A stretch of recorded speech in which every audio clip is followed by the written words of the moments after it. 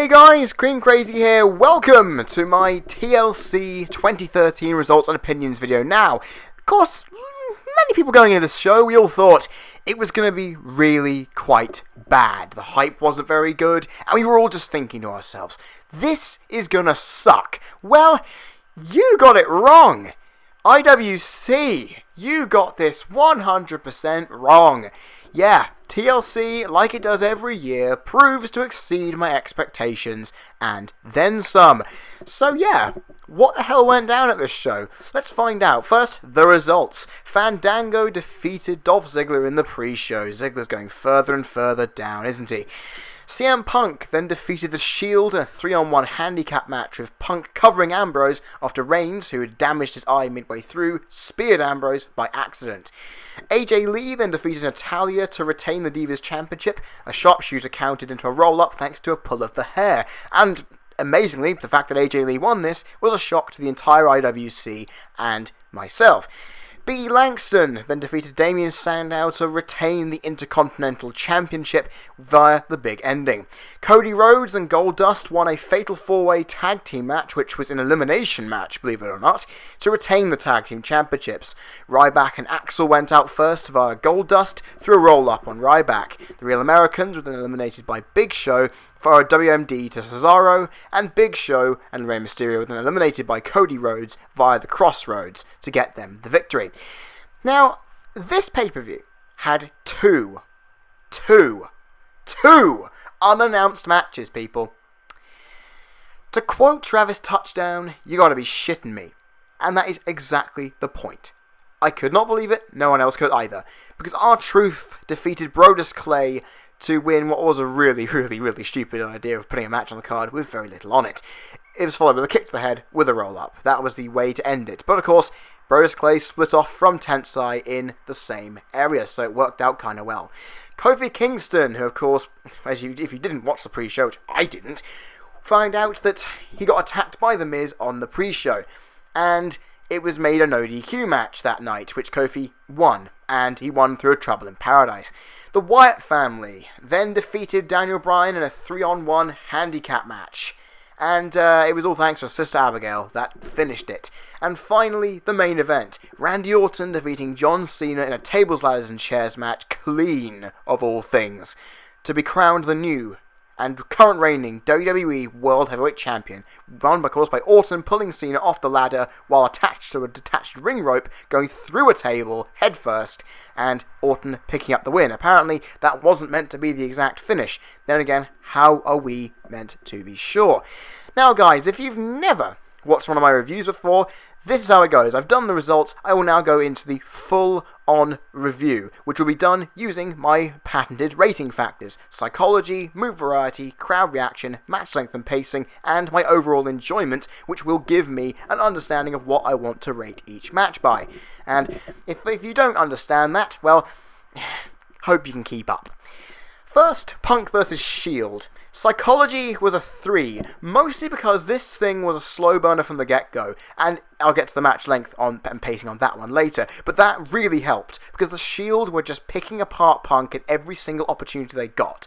Punk was at a disadvantage, and it bloody showed. But obviously, what made this match shine? Not just was the fact that they were working Punk's bruised ribs and Punk was selling them well. It was not just that. It was the dissension among the Shield, which was played so perfectly. And honestly, the match itself went a good length as well, but I'm going to get to that later. I've got to stop mixing the fucking factors here, Fred. You've got to keep focused. I know you're hyper, but things have got to get done.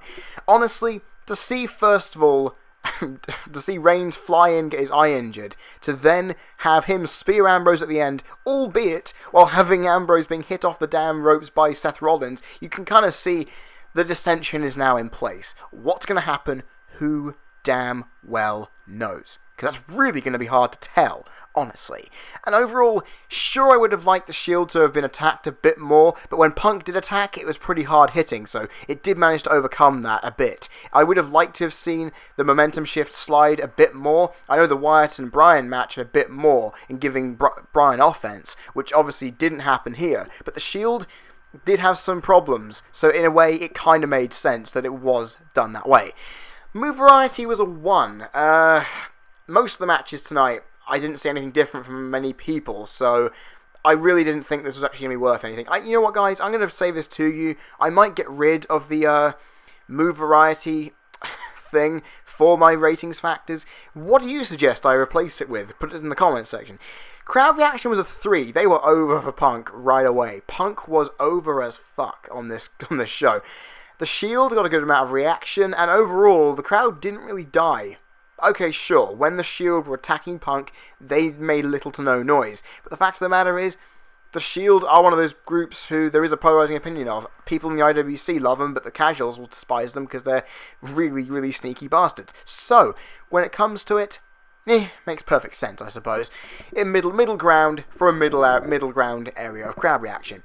Match length and pacing was a 3. Now I loved this. A slow burning beginning. It was meticulous and a bit unnecessary, but it came across so well. It obviously made the pace go up as Punk's adrenaline went through, and as the Shield were slowly picked apart by various other things, it made sense that as Punk was left on his own with one person to go for, or even two, it was able to make things work. Sorry about that. Overall, I thought that the length of the match, well, I think it went about 15-20 minutes. It gave it some good time. I would have liked it maybe a tad longer. So then, of course, be more momentum shifts. But, of course, it ended the right way. So, do I need to really complain about it? No. Overall, my enjoyment of this match, a 4. This match was quite fun to watch from beginning to end. You could expect it coming. But to see what WWE did with the Roman Reigns eye angle to make it happen was quite fun. I mean, I knew he was going to spear Ambrose. I just didn't know how. And it was quite ingenious to say, oh, he hit his eye on the armrest of JBL's chair to enable this to happen. I mean, overall, that's a pretty cool idea to make that work, I suppose. And, yeah, overall, it was just a really nice way of doing things. I honestly thought this match it made everything right for me. For me, it was the match of the night. It seems like a recent trend, isn't it? Recent trend of seeing the opener be the best match of the night. What the hell's going on here? Anyway, 3.5 stars. There wasn't anything really wrong I could pick apart from this match, but it didn't live up to what I really wanted from it in terms of overall epicness. But then again, should it have really opened the show? Yeah, probably should. It was fine for opening the show. It was good. AJ Lee versus Natalya now. AJ Lee versus Natalya. I just want to re-mention again, if I haven't already, 3.5 stars for the previous match. I'm a bit hyper right now, guys. I apologise for that. I've had some ridiculously nice toasted sandwiches, and I'm just really high on that right now.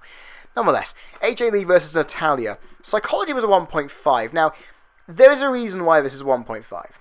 This match felt like a squash for the majority of it.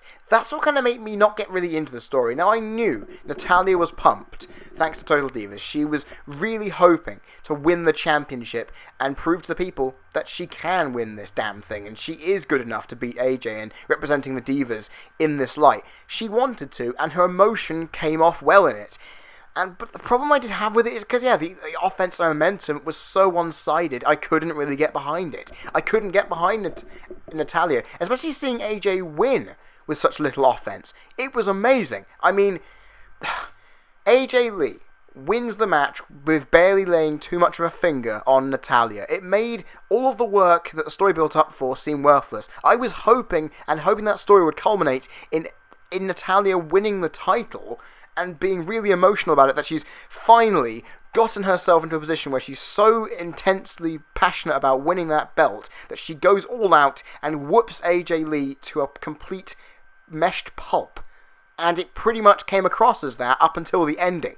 Okay, sure, AJ winning by a cheating method could obviously be applied to this and maybe add a little bit, sprinkle more, but no. And also, there was no real body selling. And, okay, I will say this, Tamina did try and interfere and make herself known because AJ apparently needs her to help her win, so it makes sense to add a little bit tiny more to that too, but it doesn't scrape the top end of the 2 on that one. Move variety was a 1. Again, nothing much, but I will say this. The in-ring wrestling done by these two was damn good. Seriously, women's matches, learn something. Learn something from these two, please. It will be beneficial to all in your division. Minus Paige, obviously, because Paige knows how to fucking wrestle. Crowd reaction was a 2.5. Surprisingly, they were into this. the commentators were into it too. I'm just saying, folks, that was interesting. The commentators were talking about it. Fans were cheering for it. Proves that well-wrestled matches actually do get good fans reception. WWE, listen to the fans for once. And honestly, the crowd did sort of dip midway through, like they always seem to in a WWE match. There was hype for the start, hype for the end, but middle ground is like, we don't really care. But all in all, good stuff nonetheless. I would have liked them to be a bit more high for it from the beginning to end. It didn't feel like they gave a shit for all of it, but it was all good. Match length and pacing. 2.5. The pacing of this match. Fast, aggressive, slowed down when the submission moves and punches started to go flowing in. It went quite well. The problem with this, I wanted it to be a lot longer. This was the kind of match I could have given at least 5 to 10, not 10 minutes, that's stretching it, 5 more minutes. It had about 7 to 8 minutes on there, could have had a couple more. I'm just saying, because I was enjoying this and I wanted to see more. That's why there's no real match length part of the rating. It's mostly just the pacing that gets the 2.5 on this one. My enjoyment, 3. I mean, the in-ring wrestling alone made me enjoy this one. I mean, honestly, if it didn't make anyone enjoy... Okay, if you didn't enjoy this as a wrestling fan, as a person, as an IWC crowd who, thanks to the lack of story, value in-ring work over it, if you didn't like what you saw from this, I'm really going to have to question whether you actually are as passionate about the in-ring work as you therefore claim. I'm just saying, it's a little bit awkward when you say, I love the in-ring work and wrestling needs to be awesome, but the storyline has to back it up. If you say all that and you don't like the in-ring work, yeah, where do you stand? Then again, I did say in my predictions, it's going to be a well-wrestled match, and we bloody well got it. So there we go. And yeah, it was a good match. Honestly, this is probably the best Divas match I've seen all year. I do still need to check out that Natalya Page match that Mark Pearson went on about. I do still need to give it a watch. Nonetheless, 2-star for this. For a Divas match. Yeah. Keep the product going with these kind of matches, WWE, and the Divas will gain more interest than Total Divas does after the pay-per-view. Yeah, Rico. Yeah. Keep watching that stuff if you want. Just saying. Big E Langston versus Damien Sandow now. Psychology was a 1.5, and I have to say it once again. In a match like this, the aggression shown by Damien Sandow was paramount, and Big E responding to it with such aggression of his own was pretty good. It helped establish that these two did kind of hate each other, and I did need to like that. However, the match didn't really go the way I wanted to in the psychology front. There wasn't much body working. There wasn't really much offense from Big E that didn't result in him getting Sandow completely flattened. It dulled the idea that Sandow looked a threat, and that's not a good sign. Move variety, 1. I've said it before, pretty much no match in this night actually gave me something different. Just saying. Crowd reaction was a 1.5. They were kind of dead for this, I'm not going to lie. They had a few peaks when Big E got some offense in, but that was literally it. I think it peaked towards the end when Big E took his... seriously, when Big E took his straps off, the crowd popped. What the fuck is up with that? Nonetheless, overall it was just very, very poor from the crowd, and this is kind of where they kind of slumped a little bit. Match length and pacing, a 1.5. While it was quite aggressive and quite quick, it slowed down fast. And that kind of hurt its momentum a bit. The match wasn't very long, about 5-6 minutes, but it technically just didn't feel very good at all in terms of, it just didn't feel like it flowed very well, and the time didn't go as short as it should have. So, I'm just saying, this match could have ended up as Sandow trying his hardest but failing in 5 minutes, rather than stretching it out a couple minutes longer and then realising in the process of doing that, you've taken all the energy out of the match. Then again, the match didn't have much energy in it regardless of that. My enjoyment was a 1.5. You know, I felt there was some little bits that kind of made me go, okay, this is kind of interesting, but at the same time, I felt really let down by this. I was kind of expecting a bit more, but again, this is what you get with a low-ranked, not very well-booked match. It shows itself again, WWE, get it fixed. Overall, I did find that the momentum shifts didn't lose intensity, though, which is a good pro for me. I mean, I did feel that they did swap offensive areas very well, and it actually kept the flow going up until it halted. It did go nicely, and then boom, stop. It just didn't. Again, you see what I mean? The flow of the match basically halted, and the crowd went with it. Yeah. I'm going to be very generous here. I found the match to be entertaining a little bit, but not much. But it still had a little bit of substance to go, you know what, this is at least something to go for. I'm going to give this a 1 star. I don't know why I'm giving it a 1 star, but there you go. It's my opinion, enough said. Fatal 4-way tag team match now. Psychology was a 1 point... Actually, I gave it a 1, actually. I don't know what the hell I was thinking, but apparently there was well-built storytelling in how Goldust was in the ring all the time, and he got beaten and battered, and continued to try and figure out what his partner was going to be after multiple times he got completely annihilated. I mean, sure, that highlighted the face in peril like it would do, but, I mean, in a match that nearly went round about 15 to 20 minutes, I really was expecting more. Just saying, folks. Just saying. I really didn't see much body working from anyone, and it really kind of irked me a bit. I didn't also like how the eliminations for the heels were done first. Because how can you tell a story from face versus face? I don't know. Maybe Big Show being a sportsman at the end of the day kind of added the idea that he's not a douchebag anymore, and he's not acting like an arse just to get a title match anymore. He's being more humble about doing what he has to do, and it works out. Also, kind of have to mention this one thing, it's tiny, but Cesaro, he was mentioned by the commentators that he's made Coulter happy just due to green card things, so good to weave that little thing in. Move variety was a 1.5. There wasn't much that kind of got me like really fully in and go, ooh, that's pretty interesting. Was one kind of thing. There was a nice springboard Hurricane Rana attempt by Cody, which was then countered into a powerbomb by Rey Mysterio. That was nice. And that was like, I jumped out of my seat for that one. Or my bed, if you want to be technical. Fact of the matter is, that was all I could see. Crowd reaction, 2.5. This was a bit of a tough one.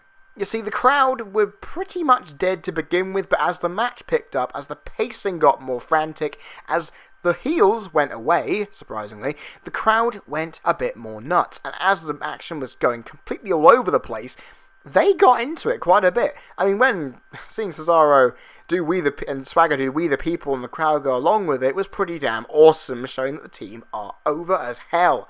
Unfortunately, it wasn't enough. You know, I wanted this, it was enough to say it was a good crowd reaction, but it wasn't a superb one. Sure, at the end, the crowd gave all the face teams a good amount of respect. But is that enough for me? Not really. Just saying.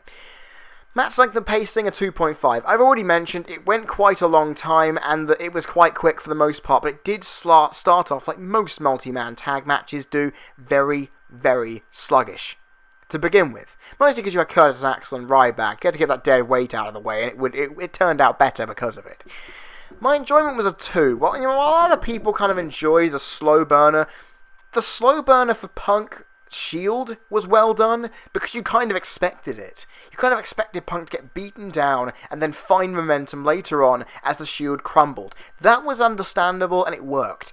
This, I didn't see that. You know, seeing two face teams go against each other really didn't help either. I mean, sure, they made the most of it. I give them full credit for it.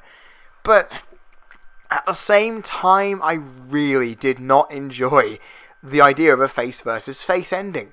I don't like it, because I really was, again, I was hoping, we the people, hoping for Real Americans to win the damn belts, and they didn't, it just drew my enthusiasm away, because I didn't really want to see face versus face, because it actually gave an air of predictability to it. It gave the idea that Mysterio and Big Show, no matter how hard they try, they are not going to win the match, and that drew the intensity and the enthusiasm away from me.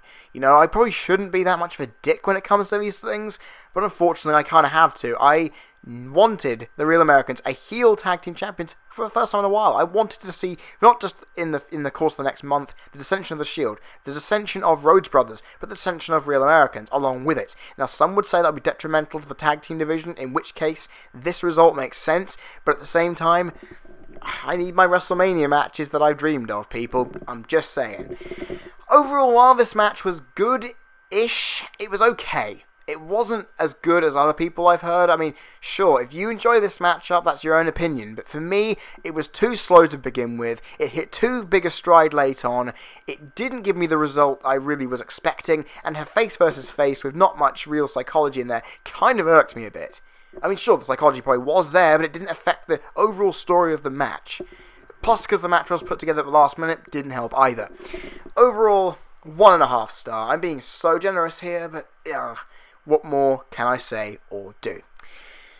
Brodus Clay versus R-Truth. Now, this has ones across the board, bar one category, and that is psychology. A 1.5 for psychology. Why? Because Brodus Clay broke up the Tons of Funk team. Tensai walked out after he couldn't get him pinned in the middle of the ring. After R-Truth was being pummeled, Brodus wouldn't stop. Tensai got pissed off and walked out. He told the Funkadactyls to stay with him. What the hell, why are you doing what this guy's doing? You should be with me, I'm a main eventer. And they just basically told him to fuck off and they walked out. That made the ending satisfying. Because the guy acted like a dick and he got what he deserved. Now, some people in the IWC would say, oh, you shouldn't have done that. Brodus needs to look dominant. Well, like most things, if he's going to look weak here, it'll mean in the Royal Rumble he's going to look even bloody stronger. Because then he'll need to prove himself. And what's he going to do? Prove himself to the people by highlighting he is, according to himself, a main event player. It makes sense. The psychology is a small part of the match, because the match didn't last very long. And that was actually a godsend in that regard. But at the same time, just saying, folks, it was enough. And that psychology was enough. That storytelling element of Brodus Clay being a douche and breaking his tag team up in the process gave the 1/4 star that this match deserved. That is it, unfortunately. Miz and Kofi Kingston. Now, this one I really was not expecting to be any good because it's an unannounced match, yada yada yada. You kind of get where I'm going with this. I'm going to go through the negatives of it first. Move variety was a 1, nothing new. My enjoyment was a 1.5 because honestly, when I look at it, there's two defining factors. While the crowd didn't give a shit and let out a massive boring chant, there were two defining moments and things in this match that kind of made me go, okay, this is a lot better than that people were making it out to be. First, the match length and pacing. This was quick, aggressive, intense, and I wasn't giving a shit about it, so to see that from that, good.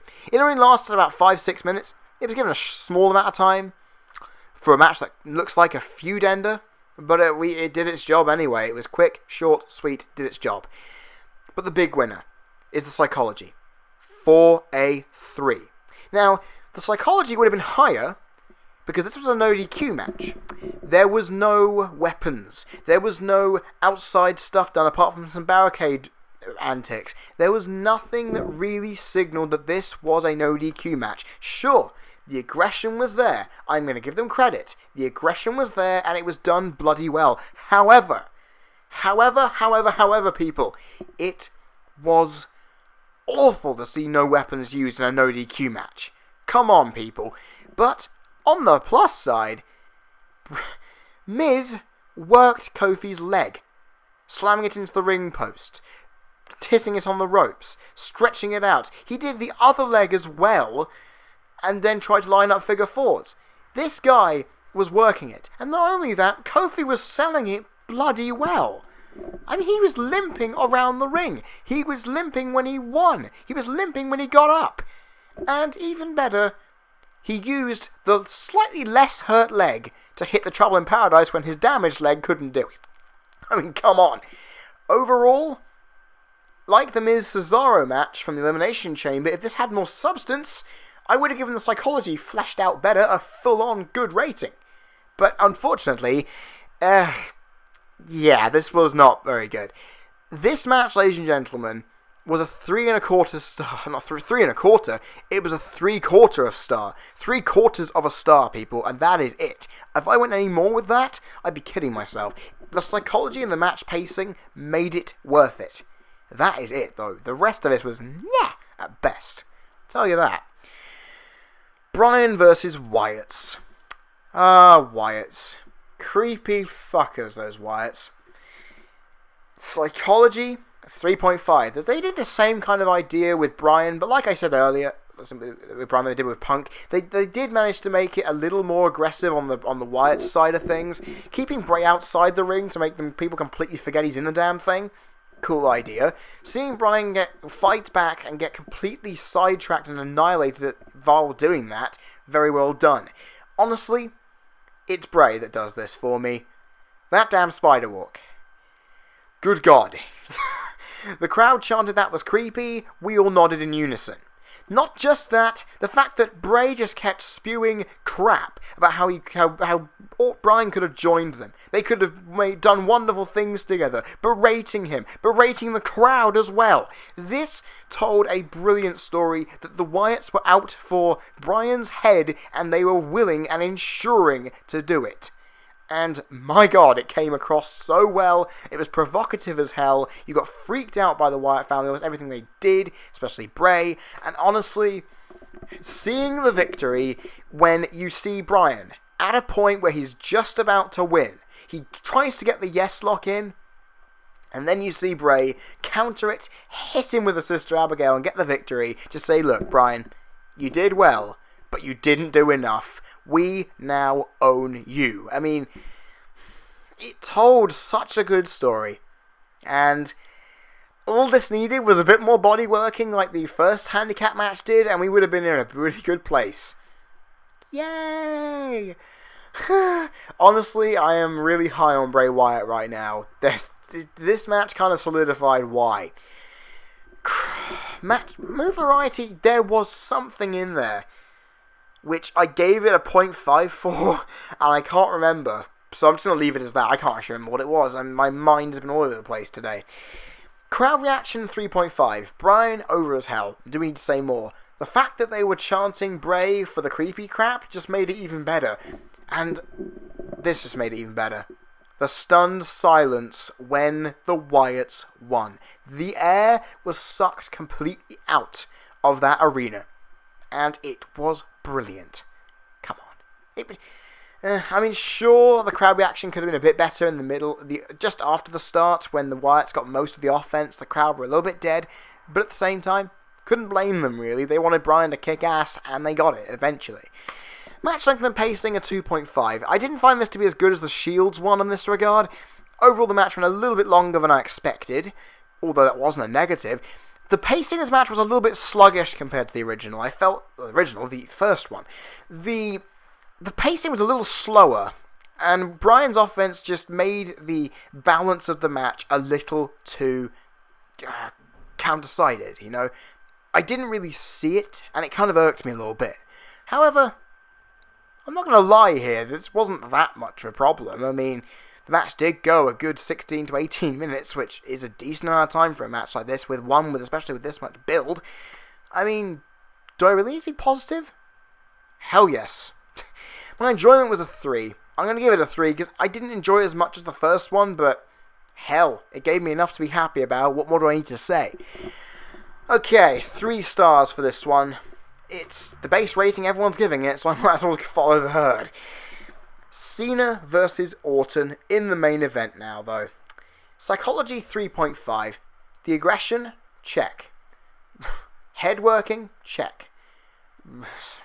Reminiscent of shots from previous matches, a la the handcuffs, a la the ring rope being used via the Umaga match that Cena had before? Check. The intensity of everything around it? Check. I mean, overall, the aggression told a story that these guys really wanted it. And they did everything they could. They used everything from steps, ladders, chairs, tables, barricades, announce tables, handcuffs. I mean, all they really needed was a bloody flaming table and a fire extinguisher, and maybe this could have been better. Who knows? I mean, overall, it showed that these guys knew what they were doing, and the crowd ate it up. So, yeah.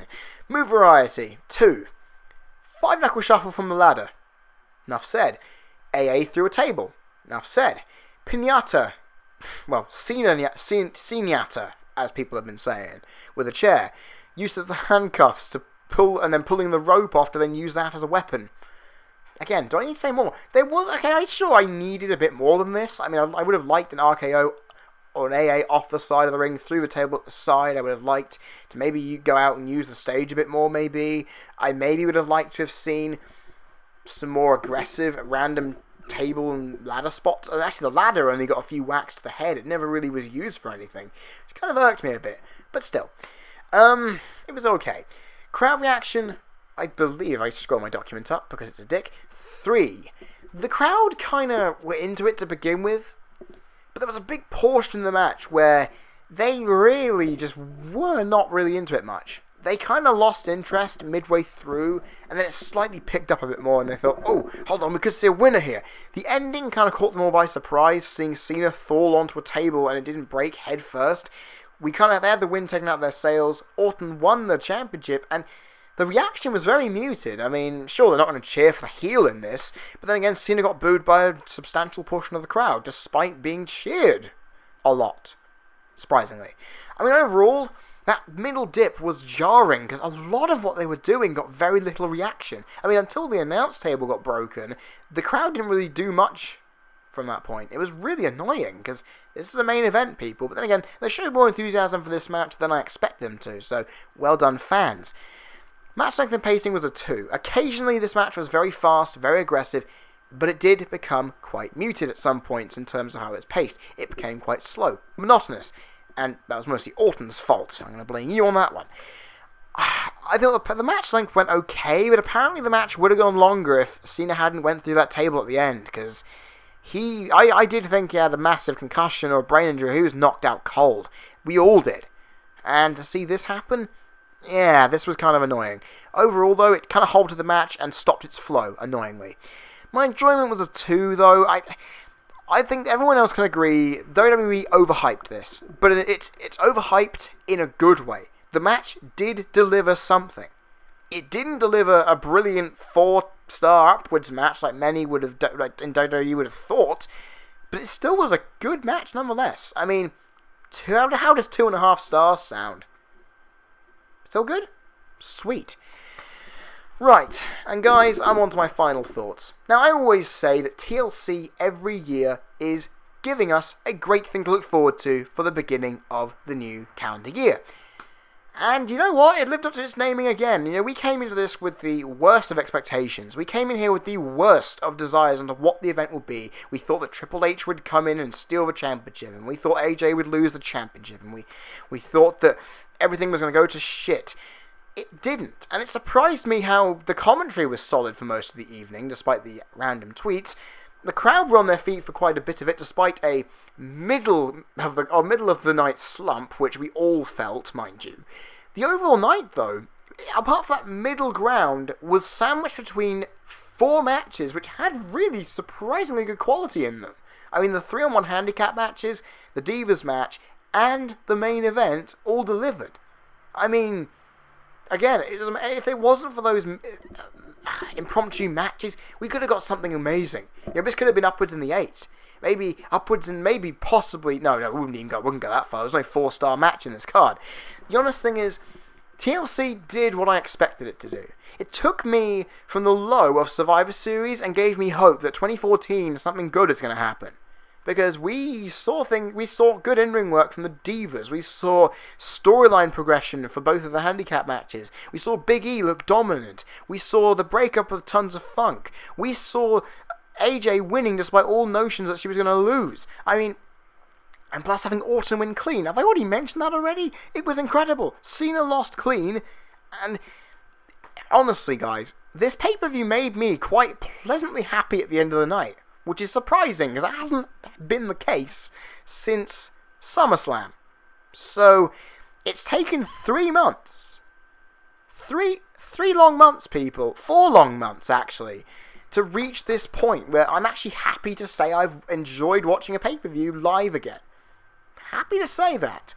And while this pay-per-view was sandwiched with 2.5, 3, 3.5, and 2-star quality, the middle did suffer a bit. It went 1, 1.5, quarter, 3/4, and it didn't make the night feel as full and as good as I would have liked. But overall, this was another night that TLC can hold up and say, we've done it again. Every other gimmick pay-per-view has its problems. Okay, sure, Elimination Chamber was alright this year. Money in the Bank was very good.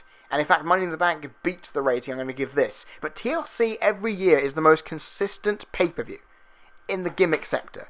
Every single time the other gimmick pay-per-views, even Money in the Bank with its one standout year and this year, TLC has been consistent throughout its entire history as a gimmick pay-per-view. And I do not know how that's even possible, but I'm going to keep it going. Because guys, if every other gimmick pay-per-view gets scrapped, I'm fine. If TLC gets scrapped, fine. But that will mean WWE will need to keep the standard of the December pay-per-view, like it has done the last 4 or 5 years, high as hell. And you know what? I'm going to give this pay-per-view a 7 out of 10. I was surprised by this. I hope that the Royal Rumble, in terms of build-up, is really as good as I hope, because I'm going to be watching that pay-per-view with more interest than usual, because I'm going to WrestleMania, and I want to see who WWE put on that road driving that car, because ladies and gentlemen, that car on the road to WrestleMania is currently sitting in a parking lot somewhere. We need to get and find that key. We have 6 weeks to do it, and you know what's going to happen, guys? We are going to get ready to go on the best road of WrestleMania ever. Mostly because I'm going, it makes perfect sense why I'm more hyped about it than usual, but seriously, if this is a good indication of where 2014 is going to go, I'm looking forward to it. Guys, I'm going to end it there. My review is done. What are your thoughts on TLC 2013? Put your opinions in that comment section below. Guys, if you want to go see my social media links, which include Facebook, Skype, Twitter, and the blog, which will be updated on Tuesday after Raw, all you have to do is go to the description box below and click on all of those little bitty links. Also, CCVGP, Sonic Adventure Playthrough, is starting. Get yourself to there. The video link will be in the description box below. Also, vote for me for Wrestling Mind of the Year in the YWC Slammy Awards. Go to the link in the description box below as well. Also, guys, so many random messages today. Am I on crack or something? The other thing is, the Q&A will be coming. I will hopefully try and do it sometime in a week and a half. I'll do it before my award show.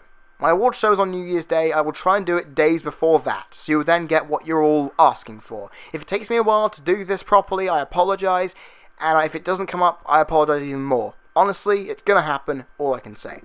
Guys, I have been Cream Crazy. You've been people listening. This has been my TLC review for 2013, ending the pay-per-view on an average scale of 5 out of 10, which is another year that we have that is average all round with some gems sprinkled in. And I will see you guys for my Q&A later in the month. Not sure when, but I'll figure out a day. Guys, 2013 has been a rollercoaster year for WWE and for myself.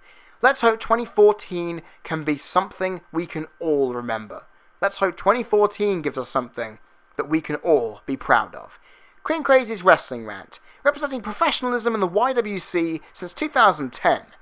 And I will see you guys next time. Cheers!